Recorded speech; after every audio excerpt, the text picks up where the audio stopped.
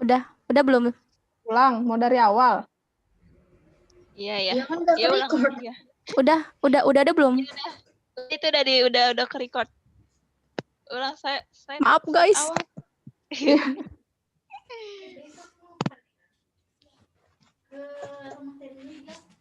Ya. Mulai ya. Bismillahirrahmanirrahim. Assalamualaikum warahmatullahi wabarakatuh. Waalaikumsalam warahmatullahi wabarakatuh. Baiklah, kami dari kelompok 5 sosial pendidikan ingin mempresentasikan tentang kebutuhan dan tantangan manusia dalam aspek spiritualitas. Dengan anggota yang pertama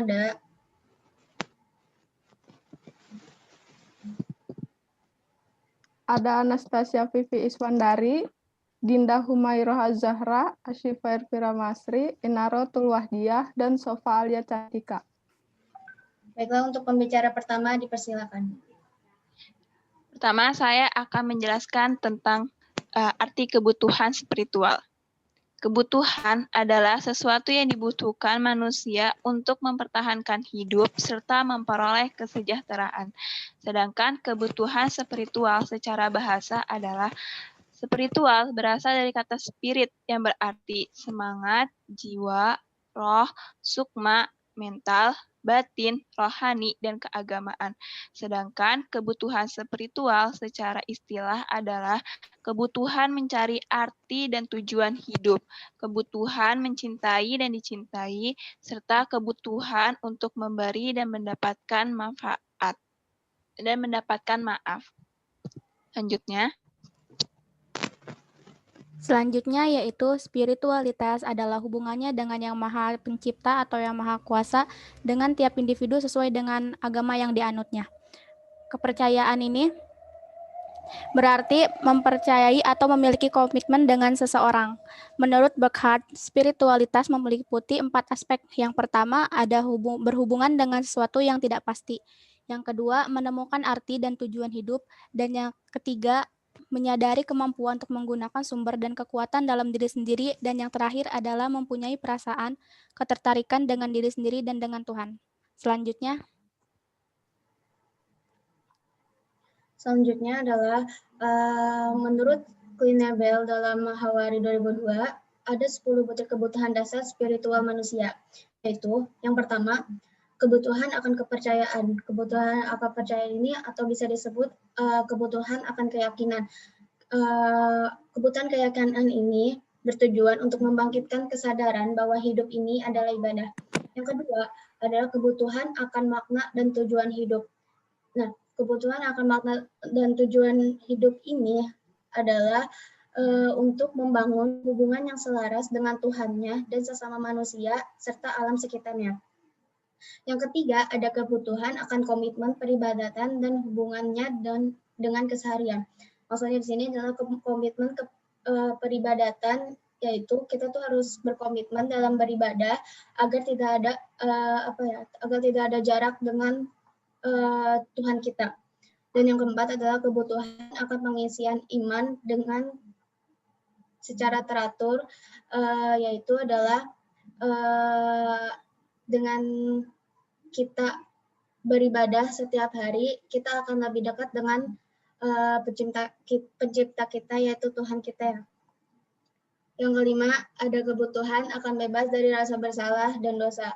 Maksud di sini adalah kita sebagai manusia bisa jadi overthinking atau bisa menjadi menganggap rasa bersalah dan dosa pada diri kita itu adalah beban. Maka dari itu, sebelum kita menyalahkan orang lain, kita harus menyalahkan diri kita sendiri agar kita mengetahui bahwa manusia itu merupakan tempat yang salah dan di sanalah terdorong menciptakan rasa pemaaf untuk manusia. Dan yang keenam, kebutuhan akan penerimaan diri dan harga diri.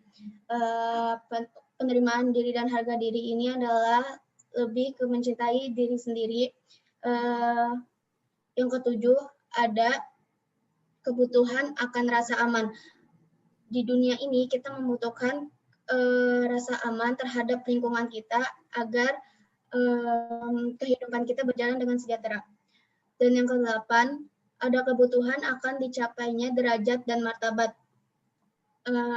Maksud di sini adalah kita butuh derajat yang tinggi sebagai hamba Tuhan kita, maka dari itu dengan hubungan yang kebutuhan dasar yang tadi dijelaskan, kita itu harus beribadah secara terus-menerus agar derajat kita ditinggikan oleh Tuhan.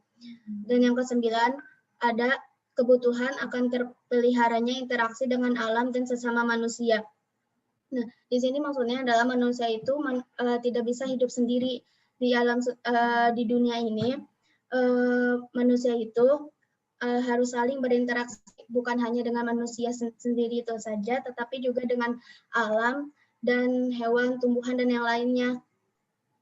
Dan yang ke-10 adalah kebutuhan akan kehidupan bermasyarakat. Kebutuhan di sini adalah kebutuhan bermasyarakat yang penuh dengan nilai-nilai religius atau komunitas keagamaan. Contohnya dalam agama itu sendiri pasti dalam kehidupan itu pasti ada permasalahan-permasalahan baru yang bisa dikaitkan dengan agama seperti boleh tidaknya dilakukan. Maka dari itu kita butuh suatu komunitas atau perkumpulan religius untuk membahas satu permasalahan itu dan kita akan mengetahui jawabannya. Sekian. Selanjutnya ada faktor-faktor yang mempengaruhi spiritual, yaitu yang pertama adalah keluarga. Keluarga memiliki peran yang cukup strategis dalam memenuhi kebutuhan spiritual, karena keluarga memiliki ikatan emosional yang kuat dan selalu berinteraksi dalam kehidupan sehari-hari. Yang kedua ada agama yang dianut, yaitu keyakinan pada agama tertentu yang dimiliki oleh seseorang dapat menentukan arti pentingnya kebutuhan spiritual. Yang ketiga ada perkembangan, yaitu usia perkembangan dapat menentukan proses pemenuhan kebutuhan spiritual, karena setiap tahap perkembangan memiliki cara meyakini kepercayaan terhadap Tuhan. Yang terakhir ada ras atau suku. Ras atau suku sendiri memiliki keyakinan atau kepercayaan yang berbeda, sehingga proses pemenuhan kebutuhan spiritual pun berbeda sesuai dengan keyakinan yang dimilikinya.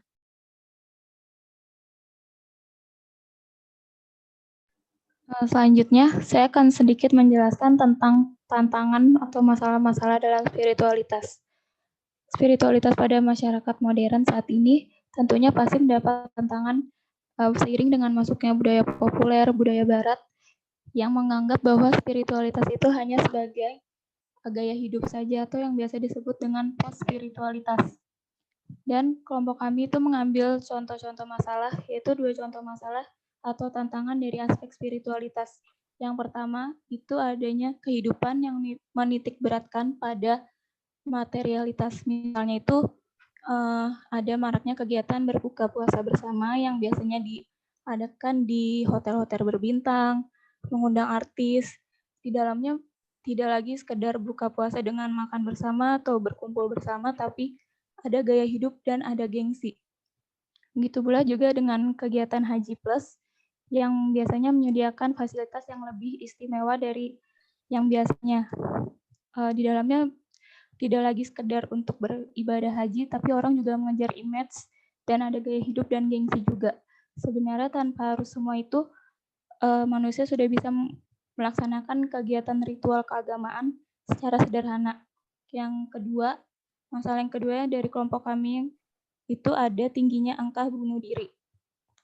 Kehidupan modern saat ini pastinya itu meningkatkan persaingan antar manusia, sehingga manusia pun berlomba-lomba untuk mengejar prestasi dan prestis agar dapat terpandang dalam kehidupan sosialnya.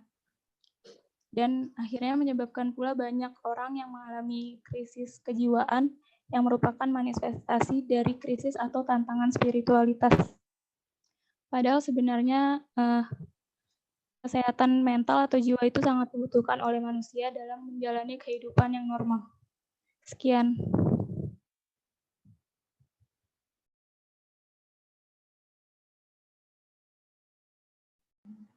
Udah nih. Tutup ya.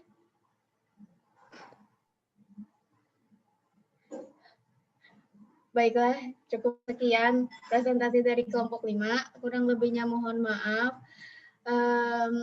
Wabillahi taufiq wal hidayah. Wassalamualaikum warahmatullahi wabarakatuh. Waalaikumsalam warahmatullahi wabarakatuh. Terima kasih. Semoga bermanfaat ya teman-teman.